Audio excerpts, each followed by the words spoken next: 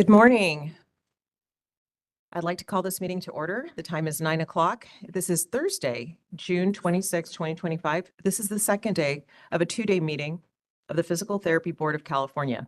Today, we're meeting in the hearing room at the Department of Consumer Affairs building located at 2005 Evergreen Street Hearing Room in Sacramento, California. We are also meeting virtually via a WebEx component provided by the California Department of Consumer Affairs. This is an official business meeting of the Physical Therapy Board. The board's role remains to maintain consumer protection and consult with local and state entities on the laws and regulations pertaining to the physical therapy industry. We will take public comment on specific agenda items, and at the end of the meeting, there will be a comment section for items not on the agenda. If you make a comment during a specific item agenda that is not related to the topic, we will be requesting that you hold your comments until we reach the appropriate agenda item. All comments that do not relate directly to an item on the agenda should be held until the agenda item for items not on the agenda. The board follows the Open Meeting Act, so while we accept and appreciate public comments, we cannot respond to those comments. Individuals listening to the meeting will have an opportunity to provide public comment and will be assisted by a moderator who will be facilitating the teleconferencing process. For those members of the public participating via teleconference on WebEx, please wait until the moderator has introduced you before you make your comments. To request a comment during the public comment period, the moderator will direct you with instructions at that time. This meeting is being recorded and the minutes of the meeting will be prepared. Can we please have a roll call? Karen Brandon. Here. Samuel Pugh. Here. Here. Paula Kalof. Here. Tanya McMillian. Tanya McMillian is absent. All members are present with the exception of Tanya McMillian, and the board has a quorum. Thank you. I would like to ask our new board member, Dr. Kalof, to please read the board's mission statement. Thank you. To advance and protect the interests of the people of California by the effective administration of the Physical Therapy Practice Act. Thank you so much, Dr. Kalof. Before I head straight into the second part of the agenda, I wanted to, as president, thank everyone for their participation, for their preparation, and for their presence here today, board members, staff, and stakeholders, and especially any members of the public. We are on agenda item number 17, and we will be reviewing our progress with our 2024-2025 strategic planning, update. Good morning. Morning. Sarah Kennedy. I'm the Assistant Executive Officer. I will be providing the update on the strategic plan. But first, I'd like to have the opportunity to introduce Vincent Azar. He was not able to introduce himself as part of the Executive Services Unit staff introductions yesterday. So I would like him to have the opportunity today. So, go ahead. Hello. Good morning. My name is Vincent Azar, and I serve as the Board Technology Liaison for the Physical Therapy Board.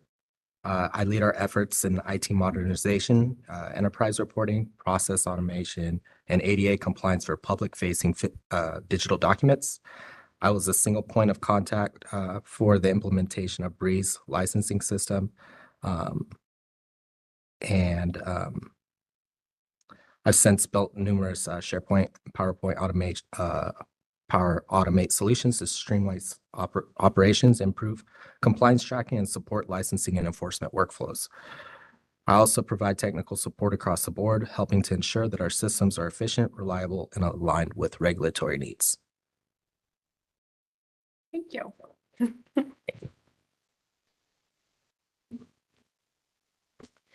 All right, so I'll go ahead and get started with the update on the strategic plan. I will give a little bit of background and then get into the updates. And if it's okay, we'll do questions at the end. Is that okay? All right. So to get started with the background, facilitated by DCA Solid team, Sarah Irani and Ann Fisher, the board developed the 2024-29 strategic plan in December of 2023, and then adopted it in June 2024. In October 2024, Sarah and Ann also facilitated action plan development with PTPC staff. And today I'll present the first year. Oh. Let me know when to continue. Go ahead. Okay. In October 2024, Sarah and Ann facilitated action plan development with PTPC staff, and today I will present the first year progress of completing the action plan tasks and achieving the 2024-29 strategic plan goals and objectives. A big thank you to Sarah and Ann from DCA Solid for their support through the strategic planning process. You all received a report handout today that I will be referencing in this update, which has also been made available to the public attending in person, and will be posted online with the other materials following the meeting. In keeping with the board's ongoing organizational effectiveness goal, specifically objectives 4.2 and 4.3 pertaining to communication and technology use, staff is leveraging existing project management resources in carrying out the strategic plan. These tools facilitate efficient and effective team engagement, visibility and awareness, regular progress monitoring, and reporting. The scorecard and status displays you see in the report are templates shared by the DCA Solid team, one of those tools we are using. So again, thank you to DCA Solid. So I'll go into the handout, the report. The first page of the report is the goal scorecard showing the progress toward completing each goal. On the next 2 pages, 2 and 3, the objective scorecards illustrate the progress toward completing each objective for each of the goals. The final couple pages, 4 and 5, display a matrix that includes the goals, corresponding objectives, measures of success, due dates, and current status or the progress. The current status on the matrix matches the objectives scorecards. For both goals and objectives, completion of tasks determines measured progress. For example, using objective progress, if an objective has 4 tasks and 1 task is complete, the objective is 25% complete. For the audience, I will share the goal completion progress displayed in the report. For goal 1, enforcement, the completion is at 8%. For goal 2, licensing, 13%. Goal 3, outreach and communication, 6%. Goal 4, organizational effectiveness, 6%. And goal 5, continuing competency, does not have any progress identified. So far, staff have completed 6 tasks, and this doesn't mean that no progress has been made, but instead no tasks have been completed. The strategic plan action plan sets forth 80 tasks. So far, staff have completed 6 tasks in all goal areas, with the exception of continuing competency as reflected in the progress I just shared with you. Some of the completed tasks include expert consultant trainings and providing feedback and further development of these trainings, reviewing the licensing webpage for currency and accuracy, implementing the CalJam, military outreach, and staff development opportunities. Carrying out a strategic plan isn't always a linear process. Resources may be simultaneously allocated to various tasks across the different objectives based on status. For example, staff may have opportunity to work on one task while another task is on hold or not actionable by staff. So I would like to share that in addition to the completed tasks, staff initiated 27 tasks that are currently in progress. Therefore, staff have worked on 33 tasks this year, including complete and incomplete, which is 41% progress towards achieving the goals of the plan. And breaking down those pending tasks, enforcement is 21% that are pending. Licensing is 13%. Goal 3, outreach and communication, is 47%.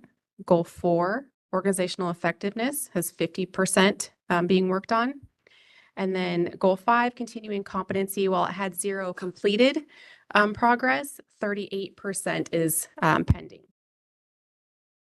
And these tasks include implementing stakeholder educational component at the board meetings, the exam occupational analyses, development of outreach materials, outreach events that are consumer focused, reviewing the website, office guidelines, updating those, automating continuing competency processes, and the continuing competency workload studies. And lastly, completing some tasks does not mean that staff stops doing them. For example, outreach and website updates will continue even if that particular task is identified as being complete. It may be that we wanted to initiate that project and then that we will continue doing those activities moving forward as well. That concludes my presentation, and I'm happy to take any questions that you all have. Good morning. Thank you, Sarah. I have a question. How many of these, I'm looking at the specific metrics, the success measure. Only 2 of them require, because it's very challenging when you have one of the items be report to the board. So you have to pretty much be done with everything to be able to do the report to the board, I presume, right? Mhm. And there's, I think, 2 of those. One under licensing, which I guess was completed partially.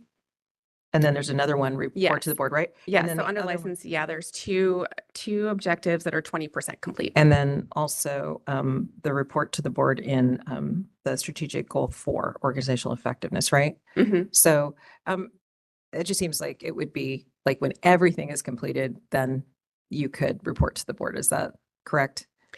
That's up to the board. So if you would like to not have things come before you until it's completed and we can talk about that time. No, no, or- no, that's totally appropriate. I'm Okay. identifying Oh. that that's its own metric is report to the board.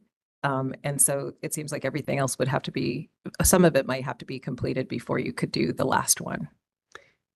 Is that You'd be correct? providing like the full update. The full update So yes, we would to check it off. to be 100 to check it off would have to be 100% Yeah, complete. yeah. Yes. Yeah. So I mean, it skews it a little bit because if the final one, if nothing's done ahead of it, then it's kind of hard to finish that final one. I think I understand why it's a little bit behind because that would be a limitation. It's not a problem. I think that the report is important and it's necessary, but it makes sense that some of it might not be completed. I had another question about the metric on goal 5. Promulgate 5.1 regulations to establish fees for recognized approval agencies. Where are we at with that? Because we were going to create a fee table or, Yeah, so that's, and Brooke mentioned that with the rulemaking update that we are currently doing the workload study to determine what resources we have going towards those tasks. And then what that is all part of the bigger study to determine the fee. So we're doing the data collection right now. okay. Does anyone have any questions on the board? Any comments from the board? Thank you so much. This is a lot of work. I really appreciate the detail put into outlining exactly what the metrics were so we could see where things are and the recognition of there's a list behind even every single point on here, including tasks. So we really appreciate your team working. We're halfway because it's June, right? No, it's a 3-way. Yeah, it's a 2-year. 5-year. Oh goodness, we're doing good. I was like, sometimes I'm mixed up in terms of like how many years we have our strategic plan, but yes, no, we're doing really well. Thank you so much. Any public comment? Okay. Any public comment online? WebEx is now open for public comment on the strategic plan. If you'd like to make a comment, please raise a hand by tapping that hand button at the bottom of the screen. For our mobile device users, you may need to hit the ellipses button, that's the ... and cycle up in order to find your hand. And for our dial-in users, you need to dial *3 in order to raise your hand. We're going to take just a few seconds now to see if we have a request for public comment.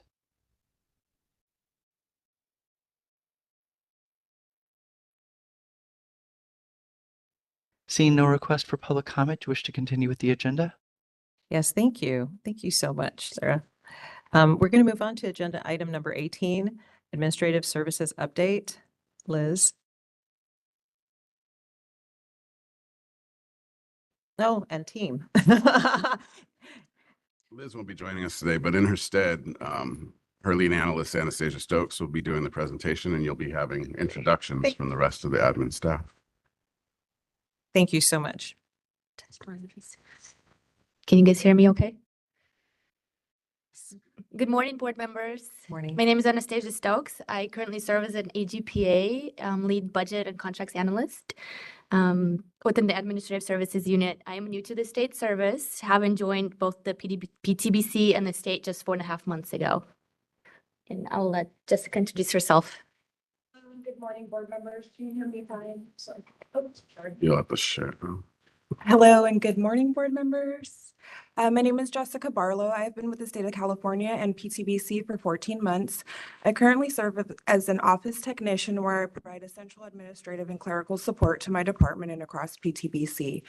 In this role, I manage a variety of office duties, including processing mail, handling purchase orders, travel expenses, maintaining records, and assisting with departmental operations. My position plays a key role in ensuring smooth day-to-day workflow to support the overall mission of the organization to serve the public efficiently and professionally. Thank you, Jessica. You're welcome. Good morning, board members. My name is Julie Tao, and I serve as the board's personnel, travel, and training liaison in the Administrative Services Unit. I've worked for the state of California for about 10 years, including the past 5 years with in my primary role. I assist PTBC employees and management by preparing and following up with classification and recruitment, personnel transactions, health and safety with requests, concerns, and questions. I consult with and assist staff and management to enroll in training classes and complete the necessary documents and forms. Lastly, I provide recommendations to employees and management regarding travel policies and procedures, review travel claims and supporting documents for completeness and accuracy, advise employees on travel policies and procedures, and make travel arrangement for employees and management. Thank you, Julie. You're welcome. My name is Tim Davis, and I work for the board in the area of cashiering and some procurement. I process all incoming payments, handle refunds and adjustments, and generate revenue reports using Breeze. I also assist staff and licensees with payment-related updates and questions. In addition, I also assist with some facilities functions and some of the emergency contact stuff. So I have a few hats. Thank you, Tim. That's pretty much it. Does anyone have any questions or comments for?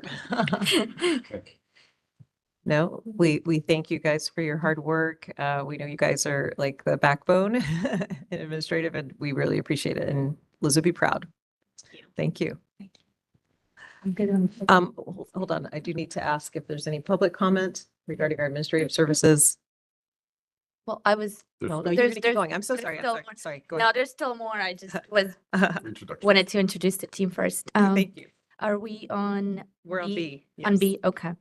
I'll be providing updates for the Administrative Services Unit on behalf of Liz Constancia today. A little update on purchasing, travel, and training. Purchasing, we continue to make purchases necessary to support our operational needs. While we experienced a brief delay due to budget constraints largely stemming from increased enforcement costs, we successfully reallocated funds within our operating and equipment budgets to address these challenges. Travel remains status quo and has been prioritized for mission critical needs only. All other travel requests are being reviewed by leadership and will be addressed on case by case basis. Training also remains status quo and is currently limited to job required courses. We're utilizing the Department of Consumer Affairs SALEAD unit to meet our training needs with associated costs covered through pro rata. For any mandatory training not available through SALEAD, we're actively working with units to identify practical and cost-effective alternatives. Finally, we're pleased to report that all PTBC employees are up to date and fully compliant with their mandatory training and reporting requirements. Little update on the personnel. The PTBC is authorized for 29.1 positions during the third quarter. There were 3 vacancies, 1 SSA and 2 AGPAs. We successfully filled 1 AGPA position during that period. PTBC's personnel liaison, Julie Tao, is actively working with management to fulfill all remaining vacancies as quickly and efficiently as possible. Some of these positions have already been filled during the fourth quarter.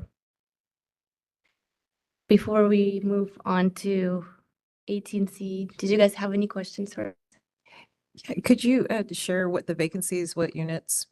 what positions? Currently, we have, and I don't know if that's up yet for, we have an SSA limited term position for administrative services unit. That's the only one that I'm aware of.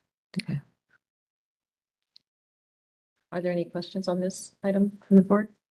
Comments? All right, we can go on to C. Okay.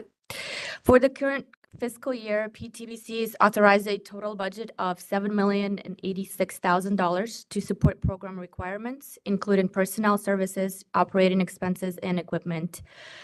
In the third quarter, PTBC spent $1,480,596. Year-to-date expenditures total $5,466,476, which represents approximately 77% of our budget allocation. In Q3, PTBC collected $1,839,358 in revenue, and year-to-date revenue collection totals $6,222,812. As of March 31st, PTBC's revenue collections are sufficient to support current operational costs, with expenditures well within the approved budget. And that is all I have. If you guys have any questions. Are there any questions on item C?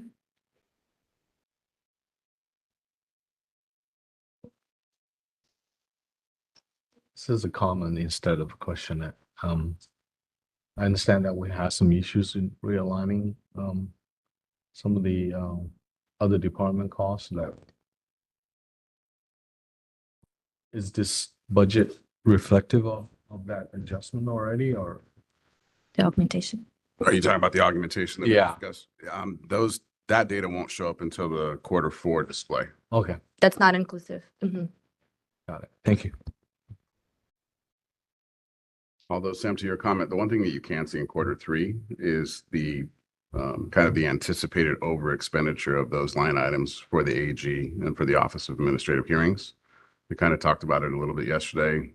We're ahead of the normal, 75% of expenditure at that point, especially when we take into account the division investigation. Thank you. I had a question. The equipment item seems like it has an overage. Is that, it's something that had come up in the past. Was that, or can you explain? Really quickly, in the last year's budget, we had scheduled to do an IT overhaul in replace of computer desktops and laptops. There was a delay, if you will, in the approval of it during that fiscal year, and it was denied. And so it rolled into the next fiscal year, and the order actually went through at that point. And so some of that was kind of almost supply line issues where they weren't ready. And when they were ready, they landed in a fiscal year where it wasn't part of the schedule.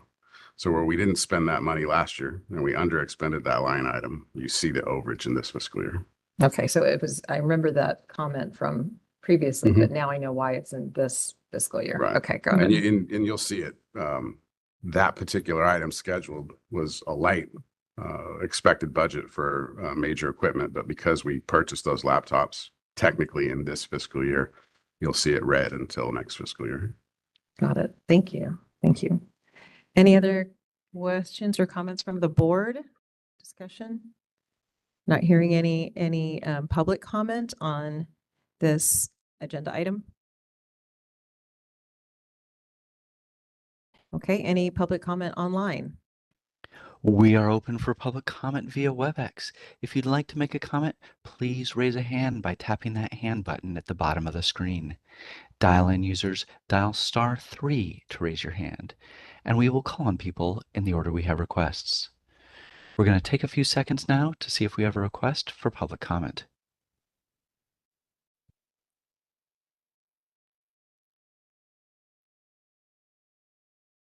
Seeing no request for public comment, do you wish to continue with the agenda? Yes, thank you. Actually, I did want to make another comment. Did I see that we're a little bit ahead of our last year for revenue, like by almost 4% Yes. until 4 closes, correct? And I think even more importantly is to, always kind of compare the expenditure versus the revenue, just to get that overall sense of if we're living within our means. Mhm. And we're certainly collecting more revenue than we spend in each quarter. Okay, thank you. Any further discussion from what I just mentioned? Public comment? No. Public comment online? No. Okay, thank you so much, Anastasia. Okay, we're moving on to licensing. Number 19 on the agenda, licensing services update. Valerie and team.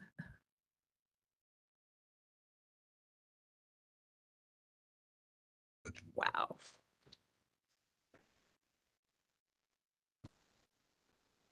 Good morning, board members. Good morning. My name is Valerie Kearney. I'm manager of the Licensing Services Unit. I have been with PTBC since 2015. I started out processing PT and PTA applications. I then moved into the applications lead position, and I did that for a year. And then in 2022, I became manager of the unit. Licensing services encompasses 3 units: applications, continuing competency, and license maintenance. And now I'd like to turn it over to Paul Rowe to introduce himself. Good morning, board members. I'm Paul Rowe. I am the application and licensing lead. I have been with in state service for 8.5 years. I've been with this board for PTBC for 4 years. I am the first point of contact for the applications and licensing team by being the resource in answering more complex application questions. I perform outreach and presentations to two PT and PTA programs with April Beauchamp, and am the single point of contact for those program directors with application questions. I'm the military liaison for the board, processing military members and their spouses' applications, which includes processing military spouses who submit registrations for the Federal Service Members Civil Relief Act, SCRA, through the DCA portal. I also answer laws and regulations questions through the laws and regs email box to stakeholders, which includes consumers, licensees, and applicants. Thank you. And now I'd like for Teresa Gutierrez to introduce herself. Good morning, board members. My name is Teresa Gutierrez, and I am an application analyst at the application unit. I've been with the state and with the board for about 15 years, and I'm currently processing all foreign educated PT, PTA applications, and been doing that for about 7 years now. So yeah, from start to end, all foreign PTs, PTAs, I am their point of contact for all applicants, and also for all of our evaluation agencies for foreign educated applicants as well. Thank you. Thank you, Teresa. And Brianda Ferguson. Good morning. I'm Brianda Ferguson. I've sorry, I'm nervous. No worries. Take your time. I am an application analyst. I process the PT new grads, all PT new grads. I've been with the state for 6.5 years, with the board for a year and about 2 months. Thank you. Thank you. And now I'd like to bring up Andrew Caton and Justin Silva, also with applications.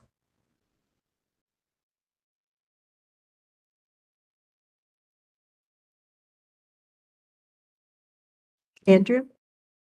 Good morning. My name is Andrew. I am an endorsement analyst for the board. I've been here for about 10 months.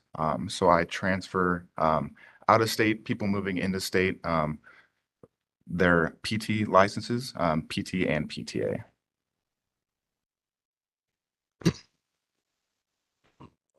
Good morning. My name is Justin Silva. I've been a state employee for 35 years. I initially was hired here coming from, which is also in this building, as an office technician and licensing.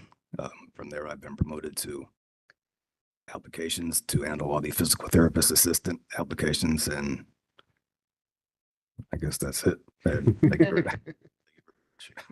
Thank you. Thank you. And now we're going to move on to continuing competency. Brett Argento and Alyasha Lam.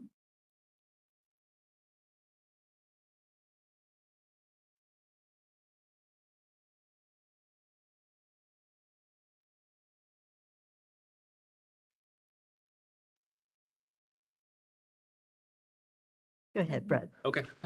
Good morning, everybody. Good morning. My name is Brett Argento. I'm an AGPA in continuing competency.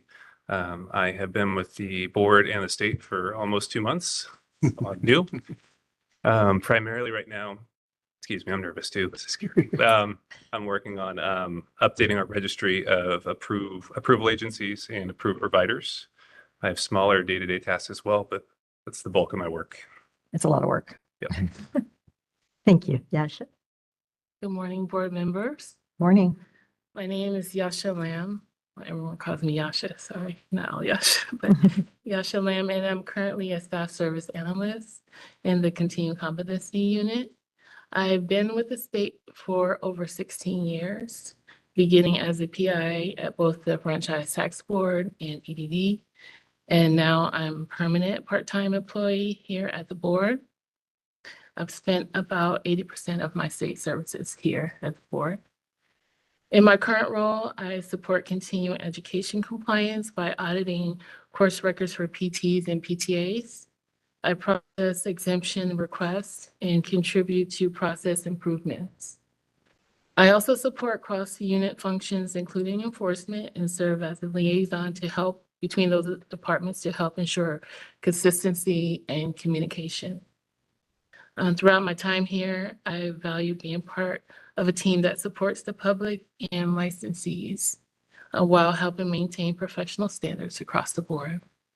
Great. Thank you. Does anyone have any questions?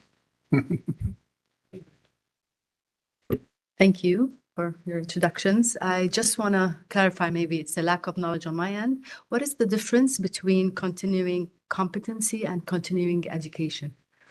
Well, are they the same or? Well, continuing education, our licensees have to maintain a certain amount of education to maintain their license, and the competencies, us making sure that they are compliant in those roles. Perfect, thank you. And absent today, also with CC, with continuing competency, is Veronica Gutierrez. She primarily does physical therapist licensee audits. Thank you. Thank you. And now we're going to bring up our license maintenance technician, Brenda Martinez.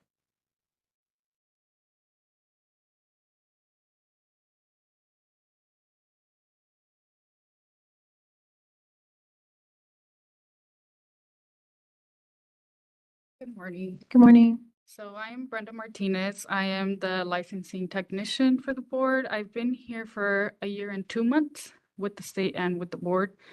I process renewals for licensees, and I do any changes that they need, like name changes, address changes. And then I do the verifications that we send out to out-of-state licensees. And many different little things here and there, but pretty much that's what I do. Thank you. Thank you, Brenda. And also absent today is our intake coordinator, Monet Dyson. Monet does the initial prep of the PT and PTA applications, and then assigns them to the applications analysts for review. Thank you. Absolutely. Big team. Yeah, it's quite a flash mob. Okay, Paul, you want to go ahead and present? Sure. Application services initial license application received increased by 8% from fiscal year 2023 to 2024, quarter one through quarter three, to fiscal year 2024, 2025, quarter one through quarter three, with the physical therapist initial applicants received up 5%. And the physical therapist assistant PTA's applications up 17% overall from quarter one to quarter three. That the previous fiscal year, U.S. educated PT applications received increased 7%, while U.S. educated PTA applications received increased 21%. Quarter one through quarter three over the same period from fiscal year 2023 to 2024. The first three quarters of fiscal year 2024-2025 saw a decrease in foreign educated applications received by 19% and an increase of 10% in endorsement applications received. Military applications received continued to tick up with a 50% increase over fiscal year 2023-2024, quarter one through quarter three. Of the 2009 initial applications received year to date, 93% were U.S. educated with 66% exam applicants and 34% were endorsement. Foreign educated and military applications were 7% and 3% respectively. Initial license application processing times, application receipt to license issued or application closed for U.S. educated averaged 29 days, while foreign educated applications process times averaged 48 days. Military applications averaged 8 days. This data is for the applications completed during this time frame. The targeted turnaround time to license issuance for U.S. graduates complete applications is 45 days for applications by endorsement and 90 days for new graduate applications. License maintenance received and completed 55 retired status requests through quarter three for fiscal year 2024-2025, with an average processing time of less than 1 day. The 30 retired status requests for quarter one, two, and three received is down 26% from the 74 retired status requests received in quarters 1 through 3 of fiscal year 2023-2024. Continuing competency audited 212 physical therapists, licensees over quarter one to quarter three of fiscal year 2024-2025 with a pass rate of 94%. Physical therapist assistant licensees audits resulted in an 81 pass rate for 68 PTAs for fiscal year 2024-2025, quarter one through three. Addressing backlog due to vacancies during this time in fiscal year 2023-2024 resulted in no quarter three statistics for completion. We have also had to terminate AHP Healthcare as a PTBC approval agency. Are there any questions?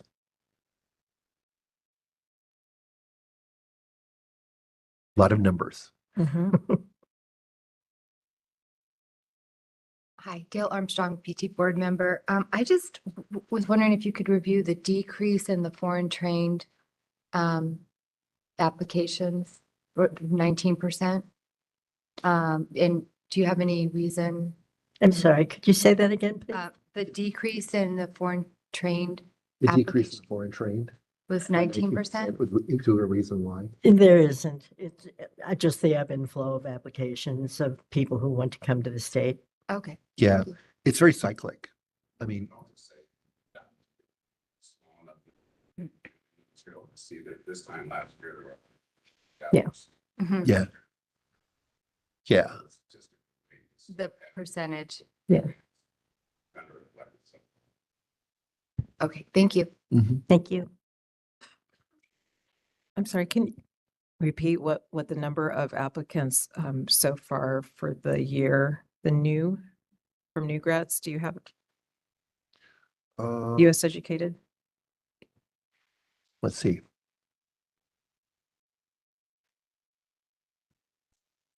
Year to date, is it the The first report, 1237? No, that was Mm. last year. no, that was, We're at 1324. that was continuing competency, the 12, that the first quarter of fiscal year 2024 saw a decrease, yeah.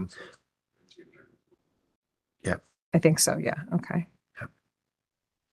Okay, because I think it's about 12,000 to 14,000 graduate in the US from DPT programs. I'm just trying to figure out how many are here and coming here. Yeah. Good to know. Well, thank you very much. Any other questions for Well- the board? Oh, sorry, go ahead. No, we do have a request for withdrawal from recognition of an approval agency to do. Oh, okay. Material. Staff identify as one agency that they're recommending as their definition withdrawal, but that requires. A board. Okay.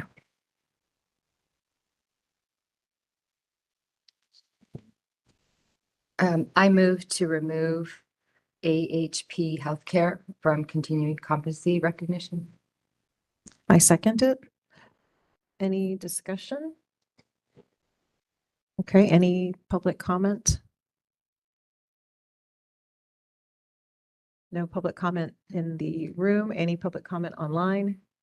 We are open for public comment via WebEx. If you'd like to make a comment, please raise a hand by tapping that hand button at the bottom of the screen. Dial-in users dial *3 to raise your hand, and we will call on people in the order we have requests. We're going to take a few seconds now to see if we have a request for public comment.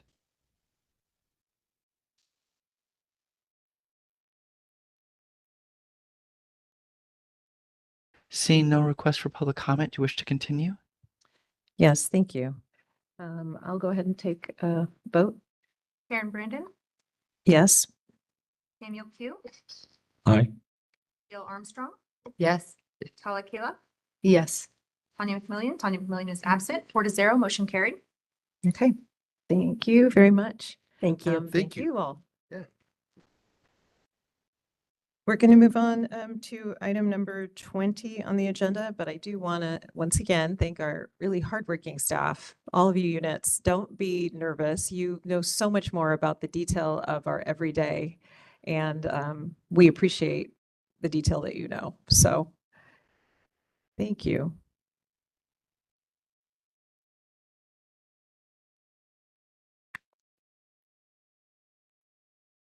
I'm just going to sit down for a moment and let you know. I'm going to let my staff introduce themselves first. Sure. They'll fill these chairs and then I'll come back up.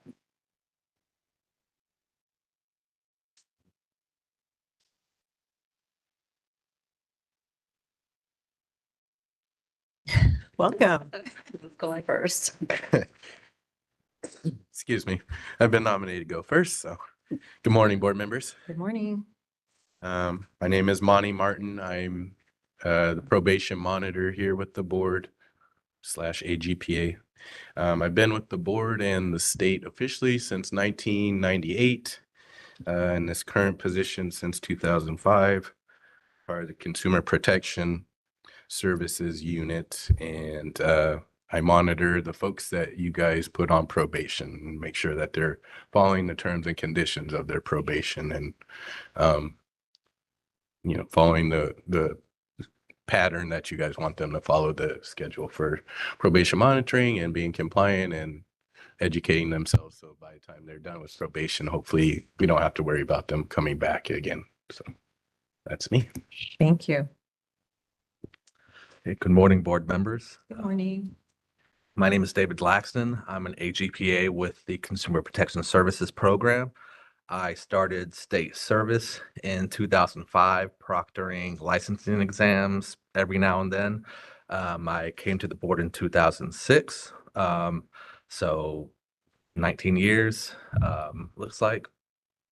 I As I said, I'm an AGPA in the program, so I handle some of the more complex investigation cases that we receive.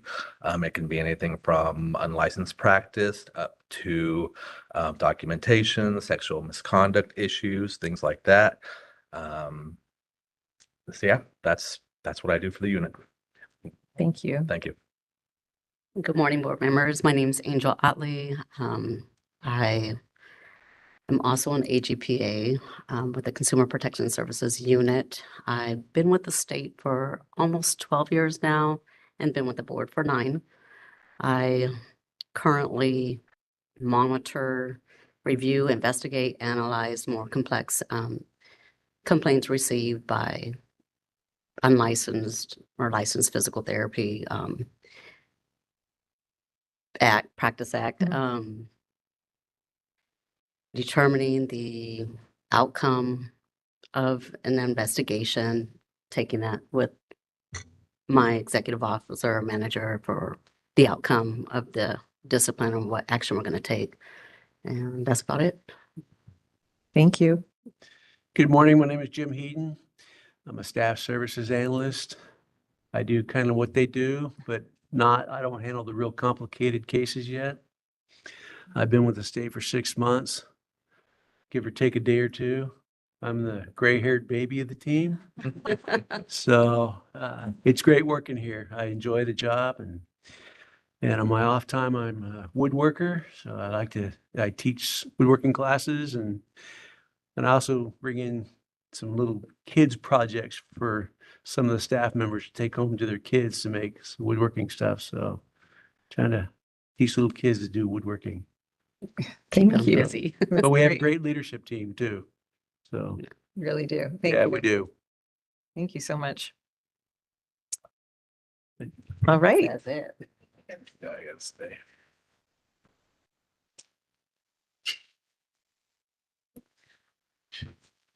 My name is Carol Phelps. I'm the manager of the enforcement unit. I will like to introduce 3 other staff who aren't currently available to come before you today. One is Beatrice Reynoso. She wrote out her little, I'll just read hers for you because it's really good. She's been enforcement analyst with the board in the Consumer Protection Services program, has been there for about 17 years, almost 18 in September. She processes and investigates and reviews complaints received by the board. The majority of her caseload are consumer complaints received by the public. However, she also works medical malpractice payment reports, adverse action cases, which is cases in which a licensee received discipline in another state in which they're licensed. Additionally, she reports the board's disciplinary actions to the FSBPT and the National Practitioner Data Bank as required, and also sends out the board's monthly discipline emails to that public listserv. Francisco or Cisco Salas is also a member of our team. He's a staff services analyst and he does our intake. So all complaints received go through him to get them processed and set up in Breeze. He also handles investigations of mainly criminal history hits where if a licensee received arrest or conviction, he would handle some of those investigations of those cases. He's been with the board for a little over 1.5 years. And so those are his duties. And then also Marnie Kincaid has been with the board since 2017. She is an AGPA analyst and similarly to what Francisco does, however, she handles cases that go to discipline as well. So if a licensee has, or an applicant has criminal history that's egregious enough to take disciplinary action, she handles those cases, whether it's a license denial, an issuance of an initial probationary license, or some kind of action against a licensee to restrict licensure. She handles all of those cases as far as criminal history related complaints. For myself, I have been with the board and the state since 2009. I started with the PTBC and the enforcement unit as a, what's it called? Office technician, an OT. And I moved up steadily through and probably in about 2021 or 2022, I became the lead of the enforcement program. And then in 2023, I was appointed as the manager of the enforcement unit. So I just oversee, help staff where they need, do reporting all of the behind the scenes stuff that needs to happen so staff can do their job. I will present the program updates and statistics now. In Q3, the CPS unit migrated its document storage structure over to SharePoint. To prepare for this move, CPS staff met several times to clean up and organize the CPS unit file structure, which had gotten quite large and complex over the years.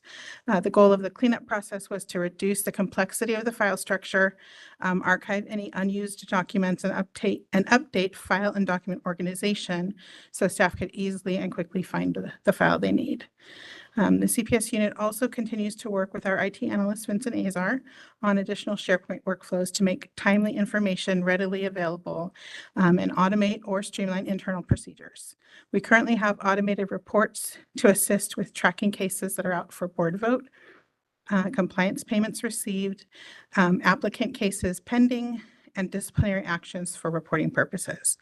In addition to these automated reports, we also have new workflows that allow staff to easily provide documents to the executive officer for review and approval, to request task orders for expert review of case materials, and request to initiate internal complaints. Internal complaints are cases that are initiated by PTBC staff based on either criminal history reports, license discipline reports received from other boards or other states, continuing competency violations that rise to the level of action, and cases opened as companions to other existing complaints, information that we receive in the course of an investigation that makes us need to open on another individual to investigate them as well. The CPS unit and PTBC management continue to hold quarterly meetings with our contacts at the Division of Investigation and the Attorney General's office to discuss outstanding issues and collaborate to ensure the effective case and program management. DFI is planning to conduct their 2025 investigator training on board-specific investigations in August, and the PTBC's next expert consultant training is scheduled to be held on September 22nd in Loma Linda in conjunction with our September board meeting. And we continue to work with both DFI and our liaison at the AG's office in planning for these trainings. Our DAG liaison, John Gatchett, will be the one conducting the expert consultant training in September. Currently at our analyst desks, there are 450 complaint cases being investigated by 6 analysts. These cases are at all stages of the investigation process, from complaint intake and desk investigations, DFI investigations, expert review. They've been referred to the Attorney General's office, and some are in compliance monitoring for administrative citation fines and public approvals and reprimands. For statistics, I'll just go over briefly. Performance Measure 1 shows that PTBC received and opened a total of 125 cases in Q3, including 96 consumer complaints and 29 reports of arrest or conviction. This is slightly fewer than received last quarter, but overall 6% more complaints have been received this year compared to last fiscal year as of the end of Q3. Performance Measure 2 is the intake timeframe, the average number of days it takes from receipt of complaint for us to initiate it and assign it to an analyst. Our average is 3 days, which a target of 9 days was set, and so we're consistently meeting this target. Performance Measure 3 shows the average case age in days for all completed cases that did not result in the referral to the Attorney General's office for formal discipline. So all cases that were either closed with no action, closed, maybe an education letter was sent to the licensee, or maybe a citation was issued. Or I guess in-house public letter reprimand would apply in that case as well, because those don't go to the Attorney General's office. The average case age for this quarter was 204 days, which is 14% higher compared to this time last fiscal year. But if you've been to one board meeting before, I know Tal, this may be new for you, but if you've been to one board meeting before, I always say that number fluctuates greatly. A number of cases, an average, one case that aged excessively would throw off your average. And so it's an average and it goes up and down. Our performance measure goal target is 180 days. And if you look at the statistics report that's included in your board meeting materials, I would say a majority of our cases do close within that time frame, but sometimes there's a handful of cases that age greater and just throw off that average. Performance measure 4 captures the average case age and dates for cases that were referred to the Attorney General's office for formal discipline. 6 cases were finalized at the AG's office this quarter, taking an average of 639 days from receipt of complaint to final outcome. The target for this performance measure is 540 days, but just like with the other one, it's an average, and when you have only 6 cases, an average is, it can be different. One case, again, can throw it off. I think 3 out of the 6 cases were done within that 540-day range. And then there was 1 case that aged excessively, kind of throwing that off. So in general, we're getting close to meeting that 540 overall, but on average, it's getting a little bit higher than that. In summary, this fiscal year so far, staff initiated 417 new cases, issued 20 citations, completed 337 desk investigations, referred 41 cases to the Attorney General's office, received 1 interim suspension order and 2 PC-23 orders, and closed 28 cases after referral to the AG's office. That concludes my report. I'm happy to answer any questions. Are there any questions from the board? I had a question. I'm not sure if the EO can answer, or maybe you, Carol. Last year, we had a presentation by DOI, and they were going to make some changes. And I wasn't sure if those changes were substantive to the cost for us, if it affected us, or if it was more about the time. I know they were going to split something about their staffing. I just wanted to hear. During that presentation, they had talked about the established special investigators unit. Administrative law enforcement. As primarily staffed with sworn police officers. Special investigators are considered more desk analysts than sworn. Officer powers that they have. So some of our cases are going through that special investigators unit. Until such time as we get back past sworn.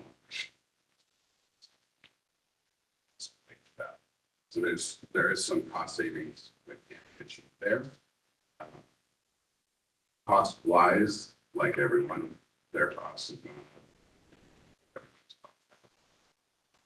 The DMI calculation for our budget is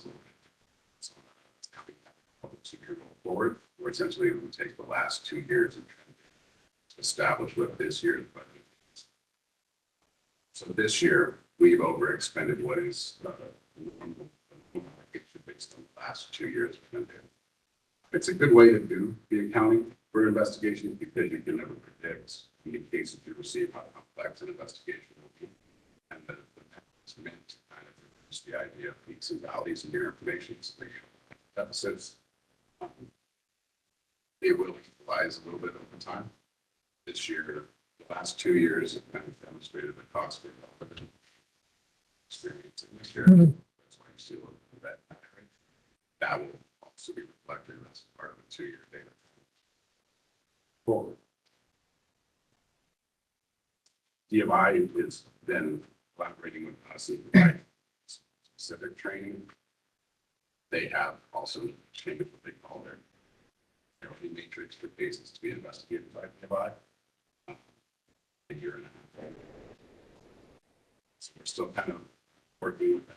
Some of the boards and the are moving to a model where they put a special investigator.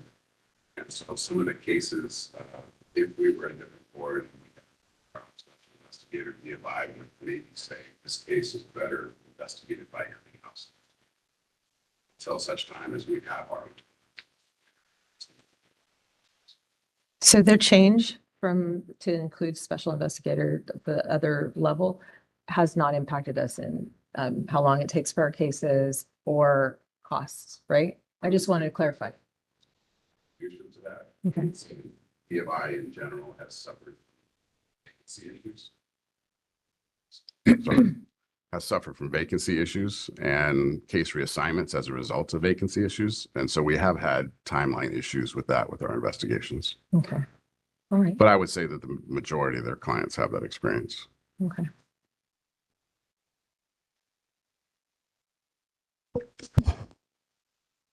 Question on the increased cost, is that mainly attributable to a rate increase in terms of the investigations or cases, or is more time spent dealing with the cases?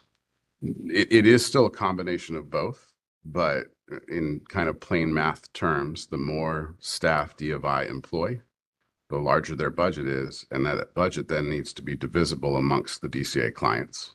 And that's part of that 2-year roll forward.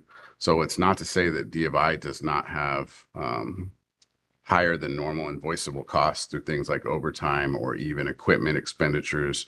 Their hourly rate is higher, but they've also had this kind of variance in vacancies and filling vacancies. And so as they staff more of those vacant positions, those costs then change that billable rate, that invoiceable billable rate to us, because their overall budget is now increased.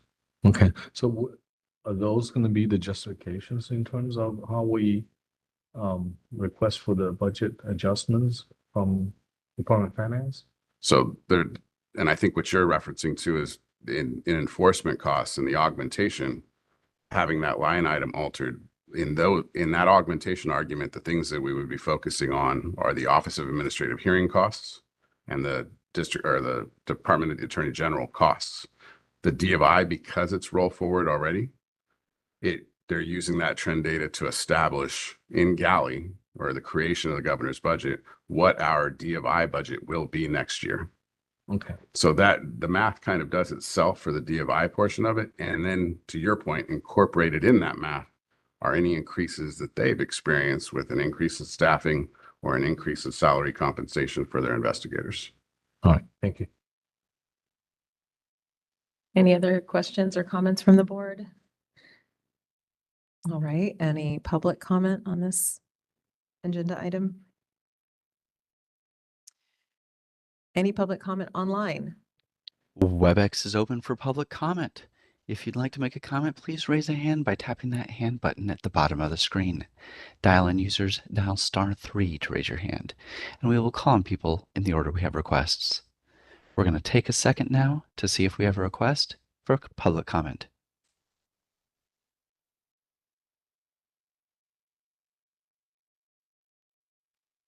Seeing no request for public comment, do you wish to continue? Yes, thank you. Thank you so much, Carol. All right, we're moving on to item number 21, probation monitoring services update. Monty? Hello again, board members. Monty Martin again, probation monitor for the board. Today I am reporting on Q3 of fiscal year 2024-2025. During the third quarter of 2024-2025, the number of licensees on probation decreased from 66 to 61 licensees. Besides the 46 licensees on probation and actively working in the state of California, there were an additional 6 out-of-state probationers tolling or not receiving credit toward completion of probation because they are out of state. 10 in-state probationers who are tolling either due to unemployment or underemployment. There were 2 licensees that were placed on probation in the quarter and 6 licensees that successfully completed probation in the quarter. 0 licensees were revoked, and there was 1 licensee who stipulated to surrender their license to the board. Of the 46 licensees that are in state and not tolling, 9 of them are enrolled in participating in the board substance abuse rehabilitation program, equaling about 20% of all licensees on probation that weren't tolling. 0 licensees enrolled in the board substance abuse rehab program, and 1 licensee successfully completed that program. There were 5 instances of non-compliance with probation in the quarter. Most of these were minor violations for missing interviews or submitting paperwork late. And then after years of working with our vendor Maximus to kind of operate our substance abuse rehabilitation program, that relationship has come to an end. With that end of that contract, we now have a new contractor running that program for us named Premier as of January 1. The transition was a little bit rocky at first as they kind of tried to figure out how much staffing they needed and trying to keep that program going as unaffected as possible for the licensees that are in that program. Delays and changes can be very disruptive to them. So we tried to do our best to make sure that they didn't experience any difficulties that we could take care of. So Premier did their best to keep the program running as they transitioned on. We've heard from most of the participants that the transition went well, and so far their experiences with Premier have gone smoothly, and they are enjoying working with the new contractor. That's it. And then there was one petition that we received for early termination of probation in the quarter as well. And I forgot to mention that when we do receive those petitions, I'm the one that writes the report for that and investigates those folks that are petitioning and the PTs that have written letters of recommendation for those folks. So I interview them, put that in the report, and then you guys receive that as part of the petition. Yeah, any questions? Great, thank you. No, I think you answered my question. Last quarter, I asked you, how's it going with the new company? And it's all the kinks are worked out. Yes, everything's running smoothly now. Everybody's happy. It seems to be a good thing. And they're more responsive. I know last quarter Yes. there were some kinks with the communication and the schedule, and people were freaking out because they thought they missed their Yeah, timing. that's all been worked out. Everything is running smoothly now. Okay. Any other questions? Comments from the board? No. I just wanted to say, I don't know if I want you to have less probationers because that means we're doing really well as a state, or if I'm thankful that probation is an option for people because that gives them a chance to continue to work in the profession that they trained for. But I'm just glad that you're doing the work you're doing and people are responding well. Well, thank you. It's an interesting position to be in because they are going through discipline, but at the same time, we're trying to educate those folks so they can be law-abiding licensees that we don't have to worry about coming back. We want to have peace of mind that they're doing what they need to be doing out there. So that's kind of the approach I take with it. You got the right attitude. Thank you so much. Thanks. Is there any public comment? Not hearing any public comment online. We are open for public comment on agenda item 21. If you'd like to make a comment, please raise a hand by tapping that hand button at the bottom of the screen. Dial-in users dial *3 to raise your hand, and we will call on people in the order we have requests. We're going to take just a moment now to see if we have a request for public comment.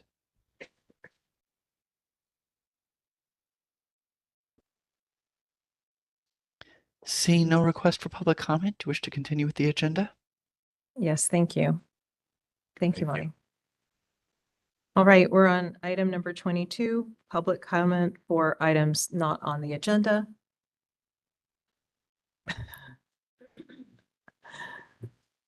Please identify yourself. Alicia Urbina Amen, licensee. I did not hear, and I'm sorry if I missed it, chance for public comment on the agenda item for applications and licensing continuing competency. I know there was public comment for the vote, but I had a couple of comments if that's allowed. So maybe Valerie, if you can come up. Yeah, just looking for information. So the hat I'm putting on right now is Director of Clinical Education at the DPT program that I work for. And when there is a complete application and someone is waiting for PTLA and or their license, is there a system in place with technology to like automatically approve that license? Like, will a system recognize, okay, test score came in, bam? The system doesn't, the analyst would have to set it, but the licensing as well as the PTLA process is automatic once it is indicated that that's necessary. So either PTLA and missing an exam score say that they'll get the PTLA based upon the analyst triggering it. Okay. Okay. For licensing, very similarly, and it really works well with the new graduate applications for both PT and PTA because the analyst can go in and set all of those that are just waiting for an exam score, say for the NPTE, and set those applications for automatic licensure, and it will send the license out within 24 hours of the exam score downloading to the application. I think that's what I wanted to know a little bit more about. So as the DCE, often I'll get a handful of applicants who needed to work yesterday to start providing for their family or what have you. And I do realize that's the applicant's point of view, but I mean, the benefit for the consumer is we get another practicing clinician out into the field. You know, and sometimes I don't know what to tell them, and I'm hoping that there's some sort of system in place where the analyst can see all of these applicants have everything in place. We're just waiting for the score, and day by day, the score comes through and they can just issue the license. Does that make sense? Yeah. Okay. The automatic licensing situation is set prior to the score coming through. The fact that the applicant is registered for the exam is what the analyst goes by. I see. And then they set the application up to automatically license once that score downloads. Keep in mind that we don't get those scores like the minute that they take the exam. It takes a little bit of time for it to come in. And it comes in waves now, Paul, is that correct? Mic yourself. And then just a point of clarity, for record's sake, we're revisiting agenda item number 19. Yes. Just for conversational purposes. So FSBT releases the scores. They have a date that's on their website. That is the first date that we receive them. But I have observed that those scores continue to upload as FSBT releases them. It could be 3 days. So they don't all come out at the same time. But yeah, we do try to anticipate that the applicant will be passing the exam and to set it up so that they do basically auto license. And then within 24 to 48 hours, they receive that automated letter from the Breeze application system that they've been licensed.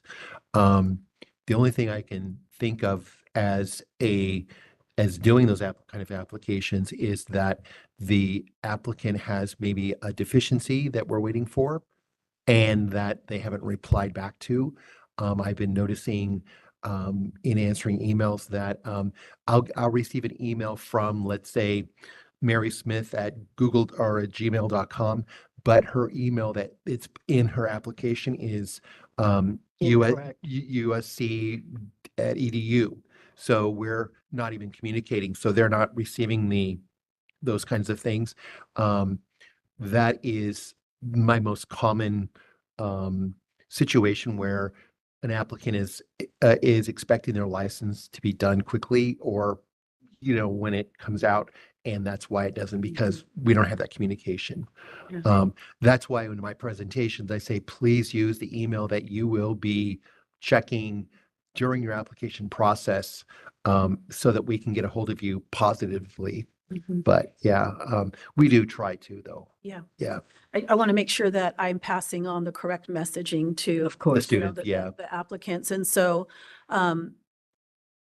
when they contact me and say, how long will it be? I've had my test score. I realize they get their test score most of the times first. Yeah. School gets it later, you get it with that new later. app. Yeah.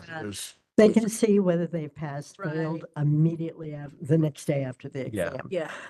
FSBPT, if you look on fsbpt.org, it will give you the date that they send the scores to the jurisdictions. And then that it is the first possible date that we could license, or that automatic trigger would automatically issue the license and send them an email within 24 hours. Yeah. Okay. Yeah. And like Paul said, we've got an API, which is an interface with FSBPT that now it used to only function on the weekends and it functions 24/7. So as FSBPT sends those scores in, it will download and it will trigger that. But they do come in waves. Yes, I want to give them the right information, but so far I've been telling them, once you receive your score, give it a couple of weeks. Yeah, please. Yeah. Yeah. Okay. Well, because our website does state that after the last deficiency is fulfilled, we have 45 days to license. Right. I realize that. I'm just wondering if everything is complete. Well, there's a couple things that I'll add to it, and I want the two of you to correct me in case I talk out of turn. If there's a deficiency on the application, the applicant's able to view that in their Breeze account. So those Detail notes, Yeah. yeah. right, detail the notes. detailed notes, they'd be able to see if there's still a missing part of that application, and they would have received a push email notification to their email address on record with us, assuming that the email address is correct. correct. In the first place, or it's an email box that they regularly Check. visit and maintain. Positive contact. For the score though, for FSBPT, and this is kind of that, an advent in technology has led to another point of confusion, right? Most of the students are signing up and monitoring their FSBPT portal from an app on their phone that is essentially just the dashboard that FSBPT's created. When they do that though, as soon as they take the exam, they get this really, big, beautiful button that says, "Congratulations, you passed." And FSBPT will tell you that they'll reserve those test scores for up to 14 days before they distribute them to jurisdictions, because they're actually going to do a forensic analysis of the data to make sure that there's no anomalies that kind of lead to or point to any subversion of the exam, that there's not, one particular graduating class that had got all the questions wrong the same way and all the questions right the same way, those kind of things. Or if they had seen anything else through like Google crawlers about classes that were collaborating and doing capture recall and question sharing and something like that. So, and while FSBPT does reserve that 14 days, they're also doing their best to try and get it out to the jurisdictions even sooner than that. And that's where you start to see them kind of being released in waves. Some of that's just dependent on that particular exam sitting, right? And how many people went through, did they have issues with the Prometric testing centers that might heighten the awareness or the sensitivity to that forensic analysis. So the big part for us in that miscommunication and combating with applicants is that, no, you don't need anything more than, here, I'm going to send you this screen grab that shows you I passed, but we need the test score for record's sake. Yeah, makes sense. Thank you so much. And I do recognize that the processing times have really improved. So Yes. yeah, thank you for that. Thank you. Second question is regarding continuing competency. I'm not sure if this would fall under your report, or it actually talks about maybe the reg a little bit, and that is, as a licensee now, I would like to recommend that the board have a licensee or a group of licensees, like as a task force, or maybe some contributors to that regulation package. I know that, we've got the board meetings and all, but as staff is creating the reg language, I think it might be helpful to have a licensee on that task force. Yeah, noted. Yeah. Okay, thank you. That's it for agenda item 19. And then for agenda items not on the agenda, I don't know. Yes. Council, I don't know if you need to take any other comment or discussion. We need to see if there's more public comment. For the revisiting of. Or public comment online. Okay. Thank you. Can we check the online for public comment, please? We are open for public comment on items not on the agenda. If you'd like to make a comment, please raise a hand by tapping that hand button at the bottom of the screen. Dial-in users, dial *3 to raise your hand. And our first request is coming from Drew Fisk. Hold on just a moment, please. We're sending you a request to unmute your microphone. Hi, can you hear me? Yes, go ahead, please. Perfect. Hello, my name is Drew Fisk, and I'm speaking on behalf of the California Acupuncture Coalition. As a closing comment, I just want to raise our continued concern about the misleading distinction being made between dry needling and acupuncture. The evidence, scientific, historical, and regulatory, is clear. Dry needling is acupuncture. It uses the same needles, it targets the same points, and it affects the same physical systems. allowing providers to bypass California's rigorous acupuncture training and licensure requirements by calling it something else just doesn't create just confusion. It puts patients at serious risk. Acupuncture is a regulated medical procedure in the state. Any effort to sidestep those protections, whether intentional or not, threatens both safety and accountability. We urge the board to continue treating this as a public health and regulatory issue.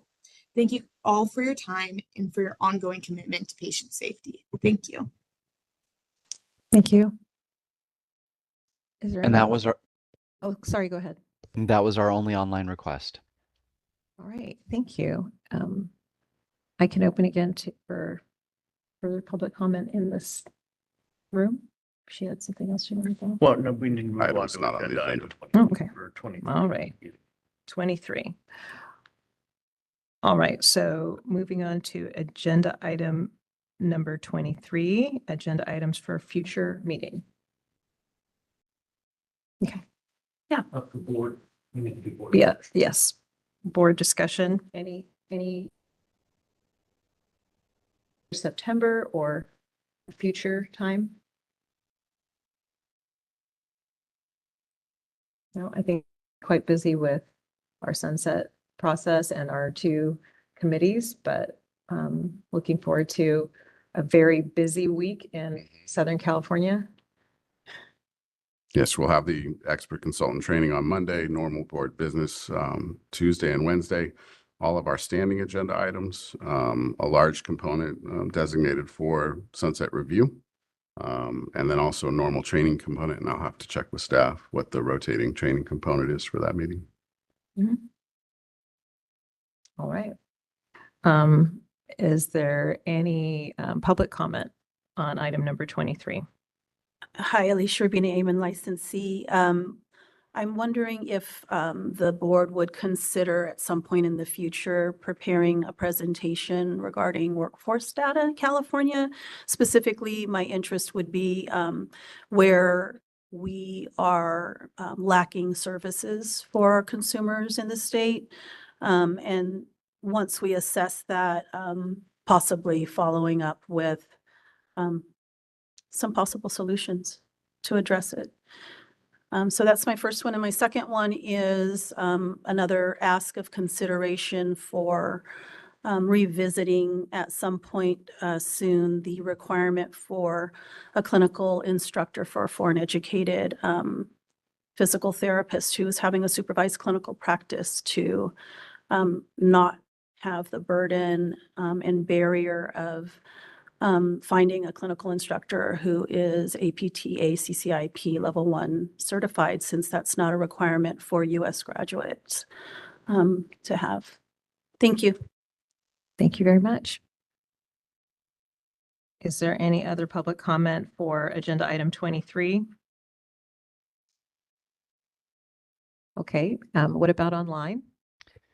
WebEx is open for future meeting dates. If you'd like to make a comment, please raise a hand by tapping that hand button at the bottom of the screen. Dial-in users dial *3 to raise your hand, and we will call on people in the order we have requests. We're going to take just a moment now to see if we have a request for public comment.